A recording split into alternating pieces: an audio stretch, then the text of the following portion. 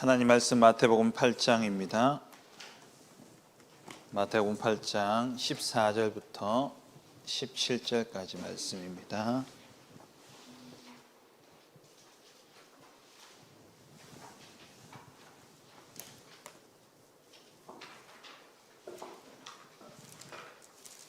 마태복음 8장 14절부터 17절까지 같이 한 목소리를 합독하시겠습니다. 예수께서 베드로의 집에 들어가사 그의 장모가 열병으로 앓아누운 것을 보시고 그의 손을 만지시니 열병이 떠나가고 여인이 일어나서 예수께 수종들더라. 저물매 사람들이 귀신 들린 자를 많이 데리고 예수께 오거늘 병든 자들을 다 고치시니 이는 선지자 이사야를 통하여 하신 말씀에 우리의 연약한 것을 친히 담당하시고 병을 짊어지셨도다 함을 이루려 하심이더라. 아멘.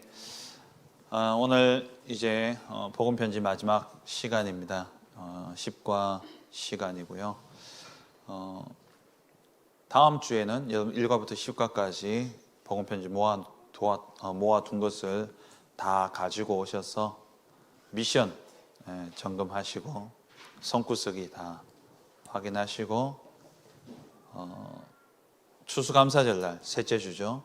시상하도록 하겠습니다. 그래서 이번 주에 밀린 거 다 하시든지 엄청 많을 텐데 미리 이렇게 매주 했으면은 뭐 이번 주 것만 하면 되는데 안 했으면은 버겁죠. 에이 안 받고 말지 뭐 이제 이렇게 되겠죠.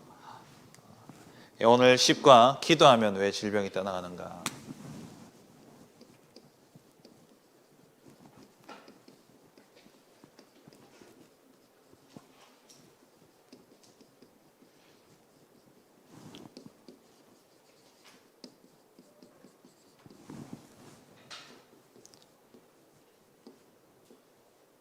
지금 이 시대는 질병 시대입니다.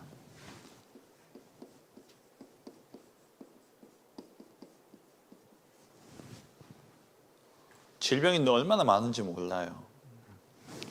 우리가 보통 질병하면은 육신의 병만을 생각합니다만은 가장 근본적인 병은 바로 영적인 병이죠. 영적인 병이 너무 심각해요.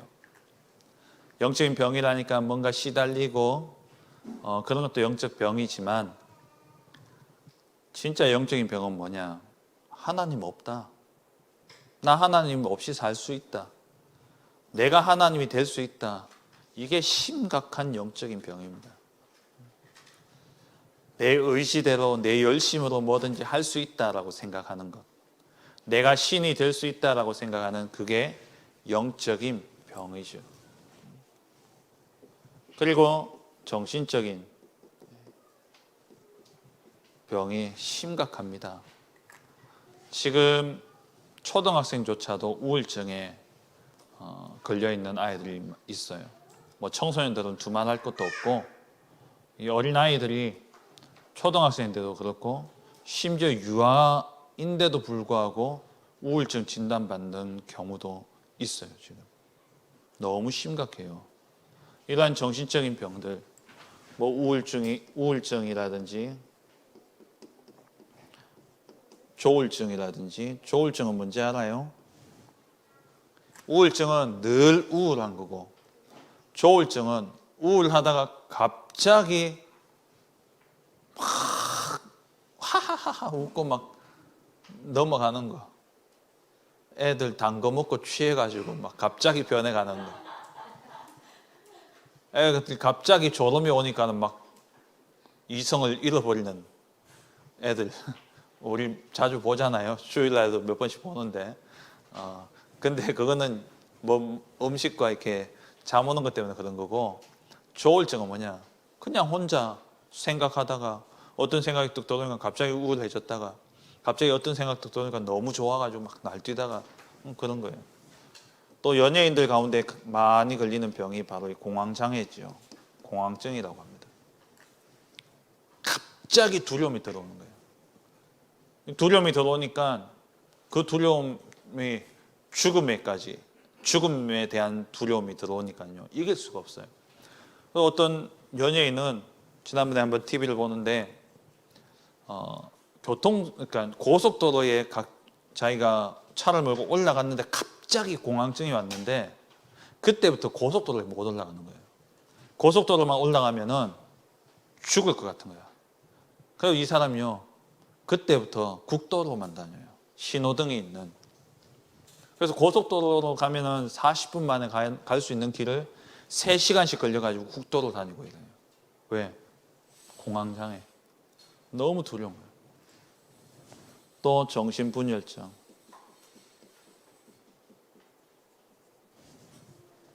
이런 심각한 문제들이 지금 일어나고 있습니다. 그리고 육신의 질병들.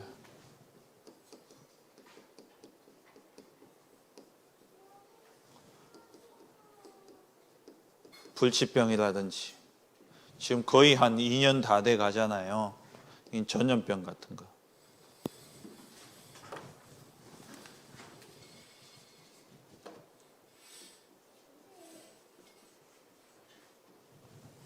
그리고 고치기 힘든 병을 난치병이라고 그러죠. 영원한 불치병은 없을 것 같아요. 이제 불치병이 난치병이 되어지고 또 시간이 지나면 약이 나오고 의료 기술이 발달하면 이제 그냥 예방으로만 해도 지나갈 수 있죠. 백신이 개발되어지고 치료제가 개발되어지면 병은 치유되어집니다. 그런데 이러한 질병들이 오늘날 이 시대만 그러냐? 아니다라는 거예요. 예수님 당시에도 똑같았어요. 그러니까 시대마다 왜 그러냐? 결국에는 뒤에서 설명하겠습니다만 하나님 떠난 문제예요. 하나님 떠난 결과 오게 되어진 게 질병의 문제입니다. 그래서 하나님 떠난 세상에는 질병이 가득한 게 당연한 거예요. 그래서 올해 우리가 2021년을 시작하면서 우리에게 3가지 하나님이 사명을 주셨는데 그 가운데 한 가지가 뭐예요? 질병을 치유하는, 시대를 치유하는 영적 의사로 하나님 우리를 부르셨죠. 영적 의사로 하나님 우리를 불러주신 겁니다. 근데 시대마다 하나님은 이 질병을 치유하는 그것을 통해서 복음 전파의 중요한 문들을 열어가셨어요. 그래서 하나님 떠난 인생의 가장 큰 문제인 이 질병의 문제를 하나님이 해결하시기 위해서 우리에게 먼저 치유의 약속을 주셨습니다. 성경에 보면은 치유에 대한 약속의 말씀이 있어요. 그게 마가복음 6장 56절에 아무데나 예수께서 들어가시는 지방이나 도시나 마을에서 병자를 시장에 두고 예수께 그의 옷가에라도 손을 대게 하시기를 간구하니 손을 대는 자는 다 성함을 얻으니라. 그러니까 예수님이 지나가시는데 예수님 옷에 손만 대도 다 살아나는 역사가 일어나요. 치유되어진 역사가 일어나는 거죠. 성경에는 이렇게 치유에 대한 약속들이 나와 있습니다. 질병을 치유하시기 위한, 왜냐하면 모든 사람이 다 병 가운데 있기 때문에 그러죠. 그리고 성경에는 치유에 대한 약속이 나오는데요. 마태복음 8장 17절 예수님이 병자를 고치셨어요. 많은 질병 가진 사람들을 치유하시는데 그 치유한 내용들이 성경에 이미 약속되어진 거예요. 마태복음 8장 17절은 이사야 53장 4절 5절 말씀에 이 말씀을 가지고 마태라는 제자가 다시 언급을 한 거예요. 예수님이 질병을 고치시는 그 모습을 보면서 이사야 선지자 때에 예언되었던 그 말씀이 예수님을 통해서 이루어졌다. 근데 그 말씀이 어떤 말씀이냐? 이사야 53장 4절 5절 말씀에 그는 실로 우리의 질고를 지고, 질고라는 것은 질병의 고통이죠. 우리의 슬픔을 당하였거늘 우리는 생각하기를 그는 징벌을 받아 하나님께 맞으며 고난을 당한다 하였노라. 그가 찔림은, 예수님 찔리심은 우리의 허물 때문이요 그가 상함은 우리의 죄악 때문이라. 그가 징계를 받음으로 우리는 평화를 누리고 그가 채찍에 맞음으로 우리는 나음을 받았도다. 이 말씀이 성취되어졌는데 그 말씀이 성취가 8장 17절에 이는 선지자 이사야를 통하여 하신 말씀에 우리의 연약한 것을 친히 담당하시고 병을 짊어지셨도다 함을 이루려 하심이더라.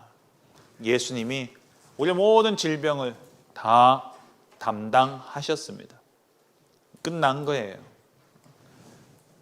그리고는 예수님이 우리의 모든 질고를 다 담당하시고 질병의 문제를 다 해결하시고는 제자들을 현장에 보내시면서 제자들에게 이 질병을 치유할 수 있도록 권세를 주셨어요. 그러면 제자들에게만 주셨겠어요? 저와 여러분들에게도 주셨다라는 거죠. 마태복음 10장 1절을 보세요. 마태복음 10장 1절에 예수께서 그의 12제자를 부르사, 같이 읽습니다. 시작. 예수께서 그의 12제자를 부르사 더러운 귀신을 쫓아내며 모든 병과 모든 약한 것을 고치는 권능을 주시니라. 제자들을 둘씩 짝지어서 현장에 보내시면서 제자들에게 귀신을 쫓아내고 모든 병과 약한 것을 고치는 권능을 주셨어요. 그리고 예수님이 부활하시고 하늘나라로 가시면서 제자들에게 또 마지막으로 말씀하신 내용이 마가복음 16장 17절 18절입니다. 같이 읽습니다. 시작. 믿는 자들에게는 이런 표적이 따르리니 곧 그들이 내 이름으로 귀신을 쫓아내며 새 방언을 말하며 뱀을 집어 올리며 무슨 독을 마실지라도 해를 받지 아니하며 병든 사람에게 손을 얹은즉 나으리라 하시더라. 하나님이 우리에게 질병을 치유할 수 있는 권세를 주셨어요. 질병을 치유할 수 있는 능력을 주셨습니다. 권능을 주셨어요. 그러면 우리가 영적 의사로서 질병을 치유하기에 앞서서 먼저 뭐 해야 되겠어요? 그 질병을 진단할 수 있어야 되죠. 이 병을 진단해야 됩니다. 질병이 어디서 왔느냐? 아주 훌륭한 의사를 보고 뛰어난 의사를 보고 명의라고 이야기해요. 명의. 뛰어난 의사. 그 명의는 질병을 잘 치료하는 사람인데 잘 치료하기 위해서는 질병의 원인을 잘 찾아내는 사람이에요. 이 질병이 어디서 왔는지 정확하게 알고 그 근본 치유를 하는 사람이 명의입니다. 저와 여러분들은 영적 의사로서 영적인 명의로 우리가 보냄을 받았는데 그럼 먼저 진단을 바르게 해야 되는 거예요. 그러면 질병 가운데는요, 어떤 사고나 또 전염되어서 오거나 또 실수, 또 너무 열심히 일해가지고 피로가 누적돼서 오는 질병도 있어요. 이런 거는 그냥 치료하면 돼요. 의사한테 가서 치료하고 또 너무 과로했으면 좀 쉬어주고 또 영양제 좀 먹고 그러면 돼요.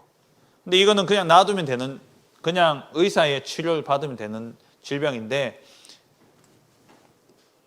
영적 치료만 가능한 질병이 있어요. 그게 뭐냐? 어떤 질병이냐? 세 가지 질병이 있는데 하나는 죄 때문에 오는 질병입니다.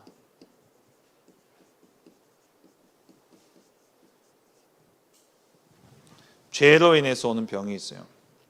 조상의 죄 때문에 우상 숭배. 분명히 하나님이 우상 숭배하는 자들에게 3, 4대까지 망한다 말씀하셨거든요. 그러니까 우상 숭배가 심각한 가정에 가면은 원인 모를 질병들이 있어요. 알지 못하는. 이유를 알 수 없는 질병이 있어요. 뭐 아들을 못 낳는다든지, 아들이 태어났는데 장애를 가지고 태어난다든지, 또 뭔가 희귀병에 시달리는 그러한 문제들이 있다니까요. 또 자기 죄 때문에 오는 질병도 있어요. 다윗이 바세바의 아내인 바세바의 아내가 아니고 우리아의 아내인 바세바를 자기 아내로 빼앗아 버렸잖아요. 그러면서 그 남편인 우리아를 전쟁터에 내보내가지고 죽여버려요.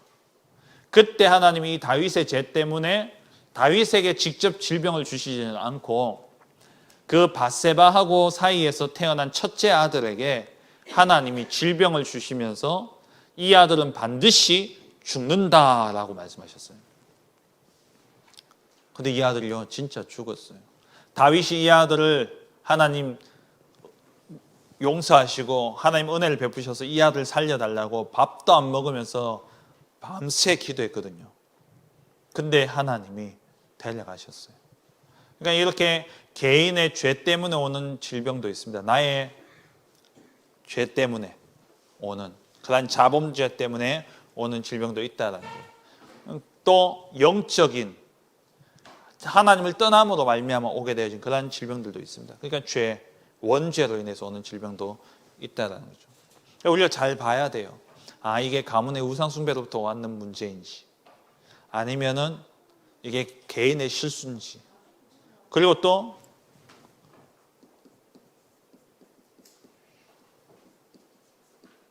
이 귀신이 주는 병도 있어요. 가장 알기 쉬운 거는 무병이라 그래요. 여러분 무병 알아요? 없을 무자가 아니라 병이 없는 게 아니라 무병은 무당 무자.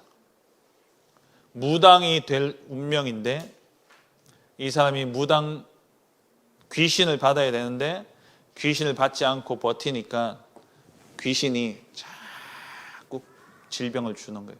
아픔을 주는 거예요. 그래서 얼마 전에 보니까는 피겨 스케이팅 선수인데 나이가 이제 20대 초반이에요.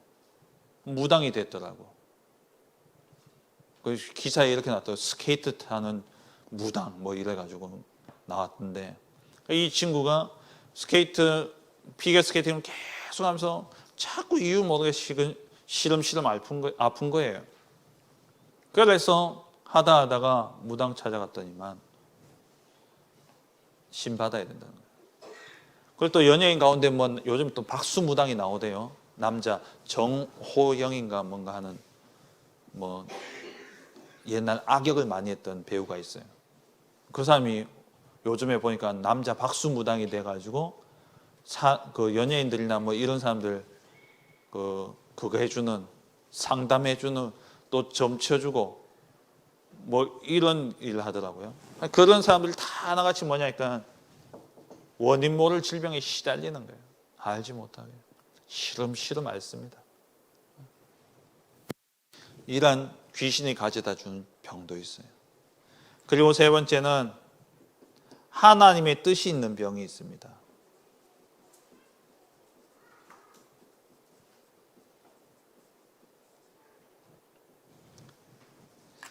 예전에 목사님들 사이에 이런 말이 있었어요. 폐가 하나밖에 없어야지 큰 목회한다는 말이 있었어요. 그 말이 뭐냐? 한국의 유명한 목사님들은 전부 다 폐렴 걸려가지고 폐병 걸려가지고 죽다 살았거든요. 조용기 목사님이라든지 뭐 여러 목사님들이 계셔요. 이런 분들이 거의 다 그러니까 죽다가 살아난 거예요. 왜? 자기 마음대로 자기 뜻대로 막 하려다가 하나님이 목사되도록 이끄시기 위해서 질병을 주시는. 오늘 우리 그 사도 바울도 자기 안에 육체의 가시가 있었다 그랬잖아요. 그 육체의 가시를 낫게 하기 위해서 하루에 세 번이나 깊이 기도했는데 낫지 않았어요. 그 하나님 뜻을 보여줬는데 고린도후서 12장 7절에 여러 계시를 받은 것이 지극히 크므로 너무 자만하지 않게 하시려고 내 육체에 가시고 사단의 사자를 주셨으니 이는 나를 쳐서 너무 자만하지 않게 하려 하심이라. 하나님이 바울에게 왜 육체의 가시를 주셨냐? 바울이 받은 은혜가 너무 큰 거야. 자랑할 게 너무 많아요. 그럼 바울이 이것 막 자랑하면 교만할까 봐 하나님이 교만하지 못하도록. 그래서 바울에게 이 육체의 가시를 어떤 사람들은 안질이다, 눈의 질병이 있다. 왜? 다메섹에서 가다가 빛을 보고 눈이 갑자기 어두워져 가지고 비늘이 덮였다가 벗겨졌다가 그랬잖아요. 그래서 그때부터 안질, 눈의 질병을 가지고 있었을 것이다. 이렇게 이야기하는 학자도 있고, 또 어떤 학자는 간질병이 있었다 그래요. 간질이 뭔지 알죠? 목사님 이렇게 갑자기 설교하다가 갑자기 이렇게 신호가 오면요, 거품을 물고 사지를 떨면서 그냥 쓰러져 버립니다. 바울이 복음 전하다가 그랬다 생각해 보세요. 얼마나 복음 전하는데 지장이 있겠어요. 근데 그것마저도 하나님이 오늘 말씀에 뭐라고 되어 있어요? 너무 자만하지 않게 하기 위해서. 그러니까 바울이 자기를 어디서 자랑하겠어요? 하나님이 그래서 주셨다는 거예요. 하나님의 뜻이 있는 질병이 있습니다. 근데 이런 진단을 바르게 해야 되는데 이 진단을 잘못하니까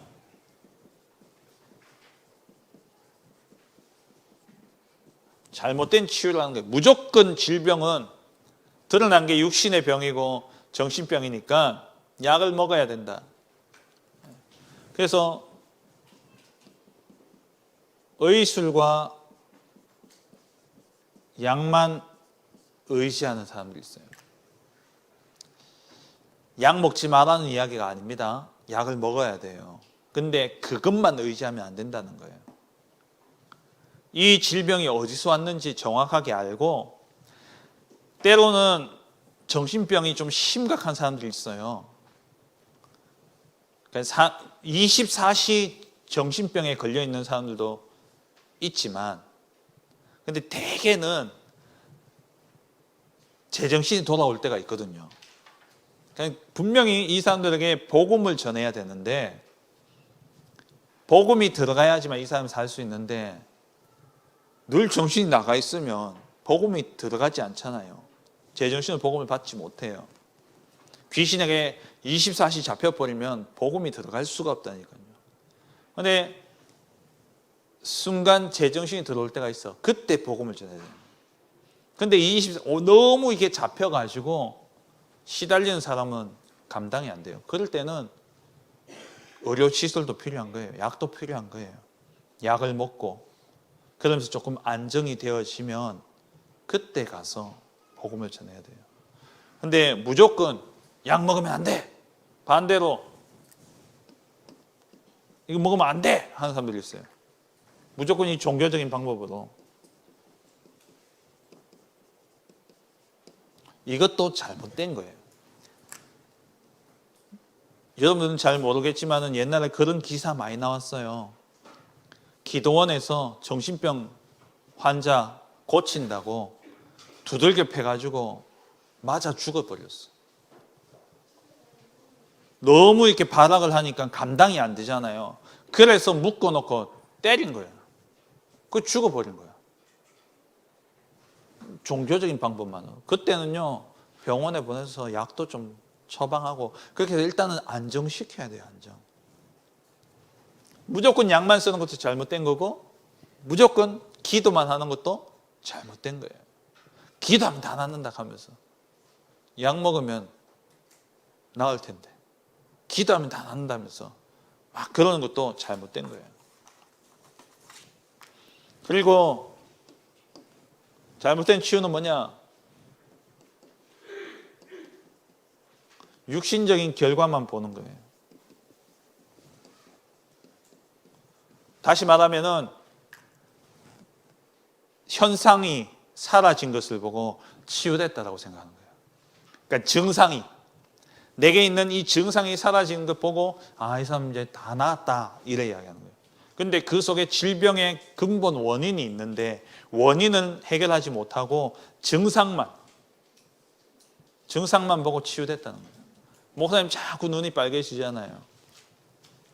근본 원인이 있는데 안약 넣으면 또 깨끗해져요. 그러니까 사람들이 이제 괜찮은갑다, 이제 나았는갑다 이러는데 여전히 있어요. 근본적인 원인이 있어요. 또 나중에 뭐 수술을 해야 되기도 하고 그런 것들도 있단 말이에요. 근데 우리가 눈에 보이는 것만 나으면 나았다라고 생각하는 거죠. 그래서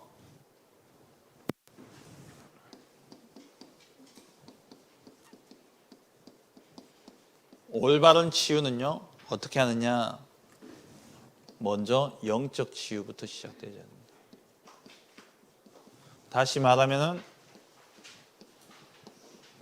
하나님 만나는 것부터예요. 요한 3서 1장 2절에 사랑하는 자여 내 영혼이 잘된 같이 읽습니다. 사랑하는 자여 내 영혼이 잘된 같이 내가 범사에 잘되고 강건하기를 내가 간구하노라. 영혼이 잘돼야 돼요. 왜? 모든 질병은 하나님 떠남으로부터 시작되어졌습니다. 하나님 떠난 순간 모든 게 다 오염되어 버렸어요. 창세기 3장 사건에 하나님 떠난 결과 하나님이 아담과 하와와 뱀에게만 저주했어요. 땅과 모든 자연 만물도 같이 저주를 받았어요. 한마디로 오염됐단 말이에요. 오염된 환경 속에 오염된 걸 먹고 자라면 어떻게 됩니까? 병 생기죠. 하나님 떠난 결과 이 세상이 다 오염되어 버렸어요. 영적 오염, 자연 오염, 육신 오염, 모든 게 다. 그렇기 때문에 질병이 오는 거예요. 그래서 먼저는 영적 치유부터 되어져야 됩니다. 하나님 만나야 돼요. 그리고 죄 때문에 오는 질병도 있기 때문에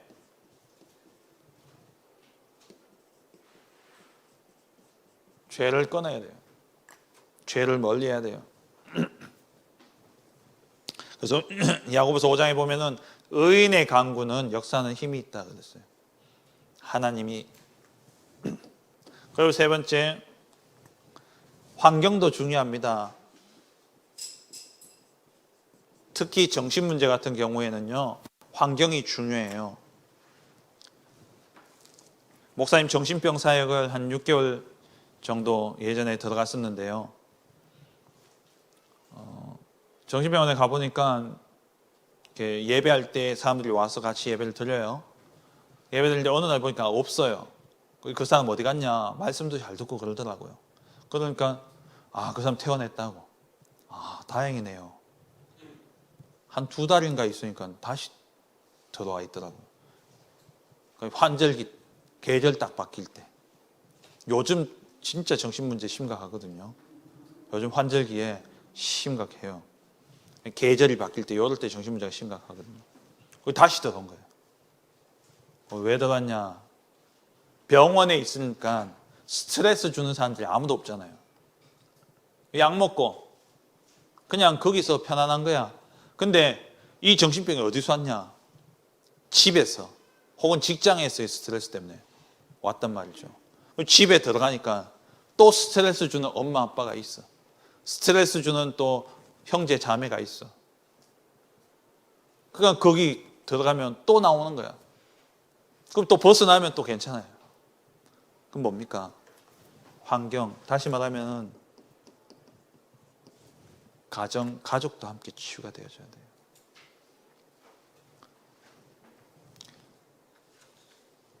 청소년들이 제일 하고 싶은 게 뭡니까? 독립이잖아요. 독립. 왜? 너무 힘들거든. 지들만 힘든 줄 알아. 부모님은 더 힘든데.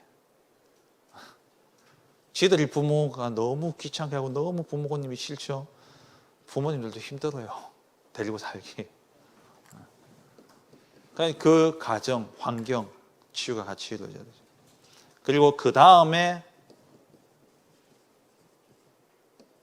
물리적인 치유가 이루어져야 돼요. 육신적인 질병, 약도 이때 되고 어떤 치료가 같이 이루어져야 되죠. 그러면 중요한 것은 뭐냐? 그 이후가 더 중요하다는 거예요. 치료한 이후가 더 중요해요. 영적인 힘을 늘 얻어야 되기 때문에 믿음을 유지하는 게 중요합니다.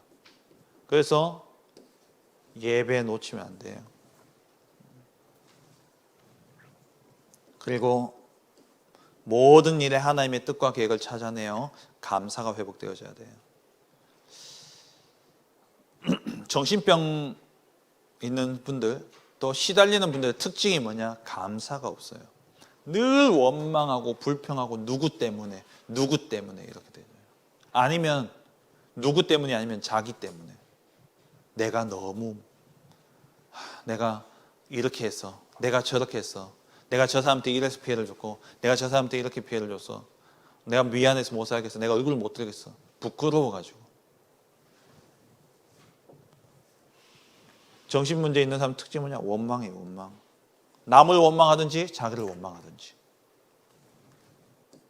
감사가 배워요. 감사한 생활이 계속되어져. 그리고 그 모든 질병은 하나님이 증인으로 삼기 위해서 주신 거예요. 증거로. 우리는 치유의 증인으로 서는 겁니다. 말씀을 맺겠습니다. 목사님이 이렇게 사역을 해보면서 어떤 분들은 죽는다 그랬는데 6개월 정도 더 이렇게 또 건강이 회복되어져서 사시는 분들도 계셨고, 또 어떤 분은 정신과 약을 먹고 그러던 분도 또 많이 치유되어지고 회복되어지는 것도 봤고요.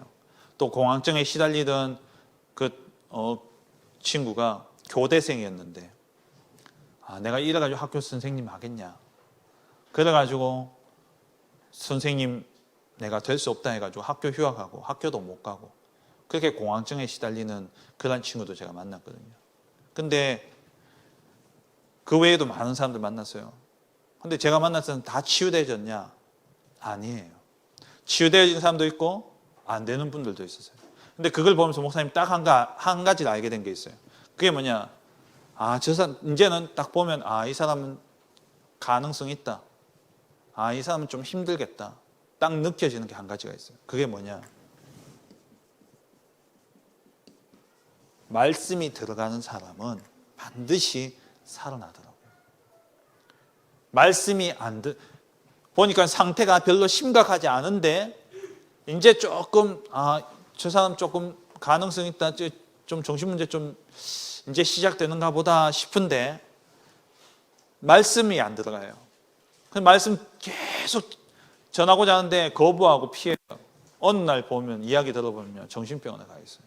이제 막 시작하는 괜찮았는데 반대로 정신문제가 심각하고 심지어 무당 찾아가가지고 우리 애가 왜 이러냐 해가지고 물어보고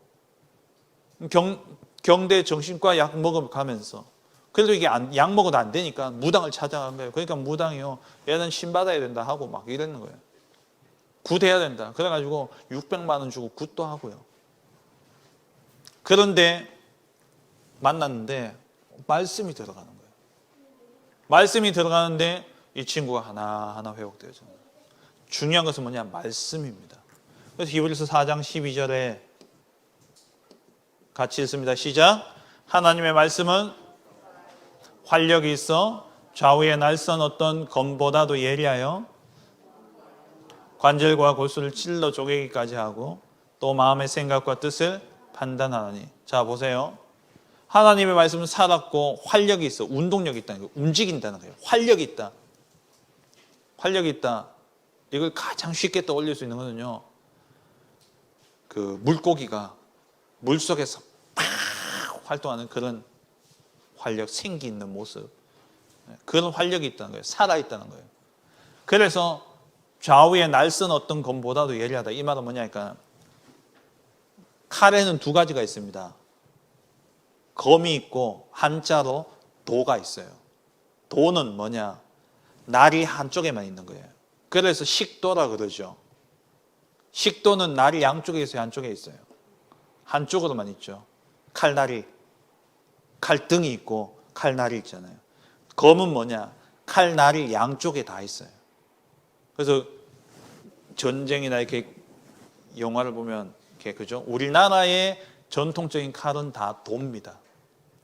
옛날 이순신 장군도 다 도를 날이 한쪽으로만 있는 거면서요. 저 서양의 칼들은 전부 이렇게 양쪽 양날검이었어요. 그래서 이건 로마 시대 아닙니까? 그래서 이제 날선 검 이 말은 뭐냐? 날이 서 있다는 거예요. 아주 예리하다는 거예요. 그래서 이 날선 검으로 칼이 잘 들어야지 잘 이렇게 고기도 발골을 할 때에 칼이 잘 들어야 되거든요. 콩과 영과 관절과 골수를 찔러 쪼개게 하지 않는다. 말씀이 그만큼 살아있고 예리하다는 거예요. 이 말씀이 들어가는데 홍과 연, 뭡니까? 영혼, 관절과 골수, 뭐예요? 육신, 마음과 생각, 마음, 생각, 치유. 말씀으로 다 이루어지는 겁니다. 말씀으로. 그래서 우리는 이 사람이 말씀이 들어갈 수 있는 상황인가 아닌가 보고, 말씀이 들어갈 상태가 아니면 먼저 뭐 해야 되냐? 약도 좀 써야 돼요. 의술과 약을 의지해야 돼요. 그리고 이 사람 말씀이 들어갈 상황이 되어지면 들어가서 복음 전하고. 근데 가장 우선해야 될 것은 영적 치유예요. 그렇다고 다 죽어가는 사람 붙잡고 막 응급처치하면서 사는데 응급처치 놔두고 복음 전하면 안 되잖아요. 상황을 봐서 하되, 목적은 뭐가 돼야 되냐? 이 사람에게 복음 전해야 되는 시간표다. 그래서 누가 아프다 하면은 제일 먼저 여러분 기도하실 때야 복음 받아야 될 시간표인데 하고 전도 대상자를 놓고 기도하면서, 그래서 정말 한 영혼 살리는 응답이 있기 바랍니다. 결국 우리는 질병은 증거 가진 증인으로 하나님이 우리를 증인으로 세우시기 위해서 주신 기회입니다. 그래서 영적 의사로서 정말 여러분들 참된 말씀, 곧 복음이죠. 이 복음의 말씀을 붙잡고 여러분 들고 가서 모든 사람을 살리는 우리 렘넌트들 되시기를 주의 이름으로 축원합니다. 기도하겠습니다. 하나님 감사합니다. 병든 이 시대에 영적으로, 육신적으로, 정신적으로, 마음적으로 병들어 있는 이 시대에 하나님 참 복음으로 이들을 치유하는 하나님 영적 의사로 우리를 불러주시는 은혜 감사드립니다. 하나님 시대의 병든 자들에게 올바른 생명의 복음을 증거함으로 말미암아 모든 자들을 치유하는 우리 렘넌트들 되게 하여 주옵소서. 예수 그리스도의 이름으로 기도합니다. 아멘. 창조주 나의 하나님 찬양 드리면서 준비하신 예물 드리겠습니다.